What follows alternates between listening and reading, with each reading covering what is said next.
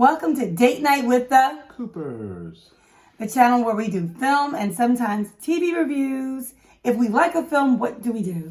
put it in your queue. And if we don't like it, Keep scrolling. keep scrolling. Hey guys, please subscribe, like, comment. We love comments and we love all the positive reaction we've been getting. So thank you. We really appreciate it. We really do. And we will be launching the Patreon soon with some more exclusive content. So can't wait for you guys to join us there. Today, we are talking about The School for Good and Evil, which is on Netflix. And it's based on the best-selling children's series by Soman Shanani. And it's directed by who? Paul Feig. With who for cinematographer? Somebody named John. Yeah, John Schwartzman, who's done like The Rock, Seabiscuit, Jurassic World. But and you know Paul Feig from Bridesmaids and Ghostbusters and all that stuff. The bad Ghostbusters. The bad. You know him from that. He works a lot with Melissa McCarthy, who we love. Okay. All right, let's talk about The School for Good and Evil. It stars Sophia and Caruso, who was on Broadway for Beetlejuice, a talented young actor. And Sophia Wiley, who we know from Disney. Yeah. She plays Agatha. And so in this story, we have two besties that end up on different sides of the world, if you know what I mean. Go ahead. You want to tell them about it? Yeah, so our story starts with Agatha and Sophia. And they're both, I guess you would say, what would you call Cinderella before she became Cinderella? They're like pre-Cinderella. Yeah, they're all pre-Cinderella. They're all kind of abused in a way and living in the world, but they have each other. And because they have good friends, then they're okay. Right. But Sophie decides and discovers that there's this fantasy world where good and evil exist in real life, not just in a fantasy. And she reads it in a book and believes the book to be real and decides that she's going to try and find her way to that world. Well, she does. She finds her way to the school of good and evil, and her best friend Agatha tries to stop her. But then they both end up in the world of good and evil. Right. And this is a special school that trains them to be characters in fairy tale stories. But not to talk too long about it, but long and short, like either you go to the school of good or school of bad, which is evil, right? And so they're training them to be villains or to be like Prince Charming or the princess. So they end up at schools they didn't think they would end up in. Agatha, who she's been called a witch all her life, ends in the evil side. And Sophie, who thinks she's good and true and loving, ends up on the evil side. So it gets very interesting with Agatha's on the good side. It's Sophie's on the evil side. Right. I think I said, did I say that, y'all? I don't know. Who knows? But that's what happens. We have an ensemble cast. Who's in this ensemble cast? They got some beast people. Charlize Theron's in Yes. this movie. Kerry Washington's in Yes. the movie. Morpheus is in this movie. Lawrence Fishburne is in this movie. And Michelle. Who's that? Michelle. Oh, Michelle Yeoh is also in this It's a movie. beast. That's a beast cast. What's interesting about this is that I think we enjoyed the cinematography. It was beautiful. The costume design, the actors. But at the heart of the story, we were kind of conflicted.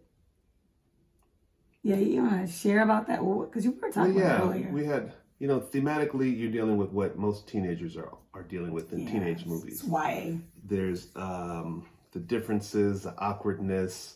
I can't like you because you're from this class. I can't like you because you're from this, sect, whatever you want to call it. Breakfast Club, right? Everyone's in their own little worlds. But they add a wrinkle to it, which is this idea that some people are evil and some people are good. And it's not good and bad, which, everyone's good and bad. It's good and evil. And those are not the same things. If you say someone is evil and they choose evil, to me, that's going a step further than just being bad. So, right. So thematically, good and evil are not equal.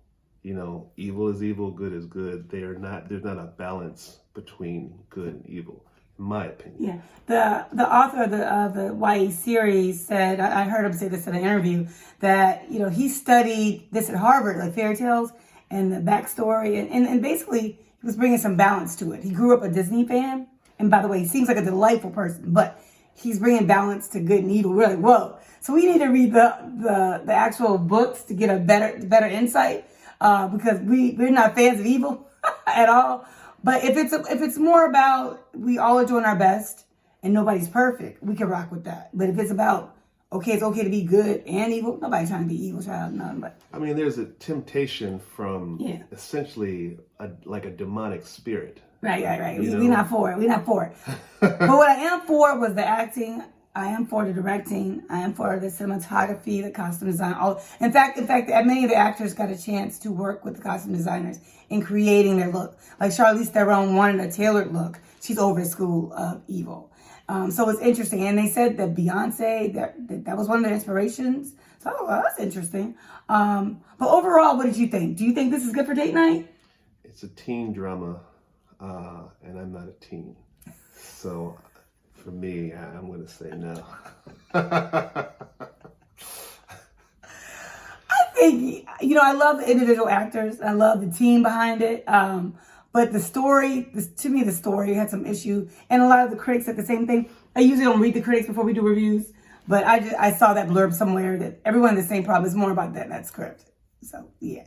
Anyway, I'm going to say downstream on that one, too. But if they do a part 2, I want to see it. Because they're supposed to be thinking about doing a part 2.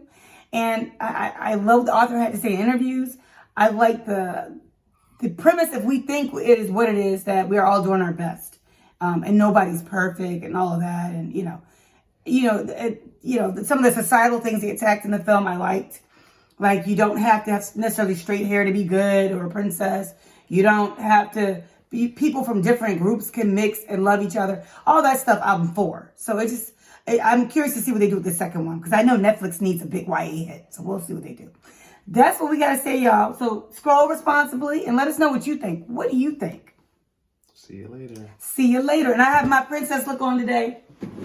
Bye. I love it. Till next time.